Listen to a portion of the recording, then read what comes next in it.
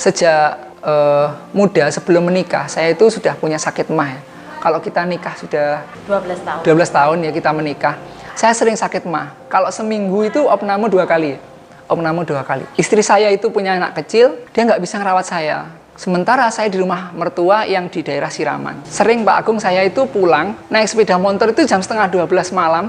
Itu pulang itu sambil muntah-muntah Pak Agung. Saya nggak tahu itu sakitnya kenapa. Tapi tiap kali saya opname, itu juga nggak pernah lama. Karena emang nggak punya uang untuk meneruskan opnamenya. Sampai suatu ketika saya itu ngikuti seminar di Malang, itu di Pondok Malang, sebenarnya seminarnya tentang bisnis. Nah di situ itu kebetulan kita satu kelas dengan Dokter Ita ya. Dokter Ita itu teman kita dari Madura. Saya itu tanya gitu, dokter, saya punya sakit mah. Menurut jenengan itu apa ya obatnya? Saya pikir ya Promak, ranitidin atau waisan kayak gitu. Ternyata dokter itu melihat saya itu kayak paham gitu dia. Lalu beliau mengatakan ini, Mas, sampean ke atas, sampean ketemu sama asisten pembicaranya, nanti sampean minta terapi ke sana. Saya bingung itu. Terapi apa gitu. Saya pikir dipijat atau diapakan. Ternyata ketika saya ke atas ketemu sama beliaunya itu Pak Endi namanya.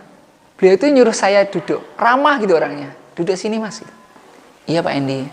Pak Endi saya tadi punya sakit mah, terus kemudian saya suruh minta terapi jenengan. Itu Pak Endi senyum. Terus tangan saya diginikan. Ikuti kata-kata saya gitu. Pejamkan mata. Saya menjawab. Lalu Pak Endi mengatakan, ya Allah, saya ngikuti. Ya Allah, rencana saya memang baik. Tapi rencanamu pasti lebih baik dari rencanaku. Ya Allah, keinginanku memang baik. Tapi takdirmu pasti jauh lebih baik daripada apa yang aku inginkan. Ya Allah, aku ridho atas apapun yang engkau takdirkan terjadi padaku. Itu nangis saya. Karena seumur hidup saya nggak pernah mengatakan, ya Allah aku ridho. Ya Allah aku ridho, itu nggak pernah. Maka dari Malang sampai kemudian ke Samben, pulang ke rumah sini tuh saya nangis tuh. Sambil nyetir itu saya bilang, ya Allah aku ridho, ya Allah aku ridho.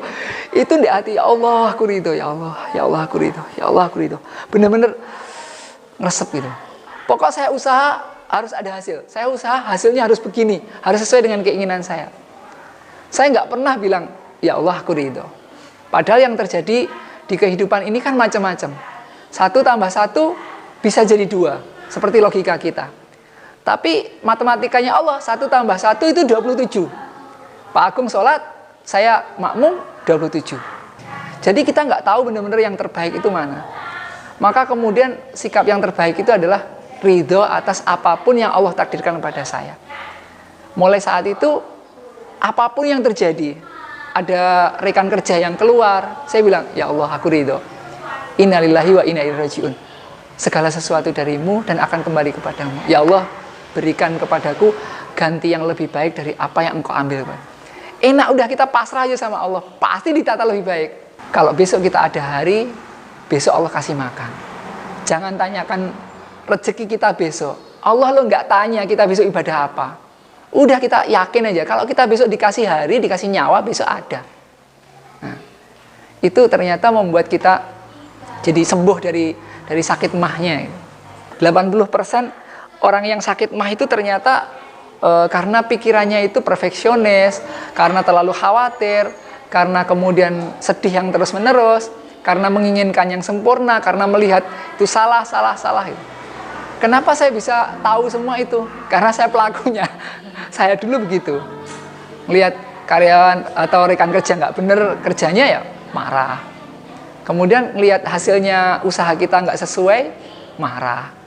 Kalau istri melakukan sesuatu yang sekiranya nggak benar, marah. Gitu. Itulah yang membuat ternyata sakit mah. Mbak direvisi yang ini ya di sini. Itu kalau dulu walaupun 7 kali belum sesuai dengan keinginan saya, ya saya marah. Tapi kalau sekarang, ya, ini udah Mbak, udah terbaik. Ini Pak, kalau ini nanti dibenahi, ini nanti akan jadinya begini. Oh ya. Dia sudah memikirkan yang terbaik, maka tugas saya sebagai pemimpin itu kemudian juga harus berlapang dada atas usaha terbaik yang dilakukan tim saya gitu. Yang paling enak itu ketika kita itu merasa dititipi. Karena datangnya titipan itu tidak membuat kita euforia, dan kemudian hilangnya titipan itu tidak membuat kita sedih. Kalau kita udah merasa ini milik saya, nanti Allah menghilangkan itu dengan mudah, kecewa kita gitu. Padahal itu milik Allah semua itu. Diri kita, nyawa kita itu milik Allah semua. Anak kita, istri kita. Maka yang terbaik itu titipkan sama Allah. Itu milik Allah semua. Dan gunakan sebaik-baiknya untuk Allah gitu.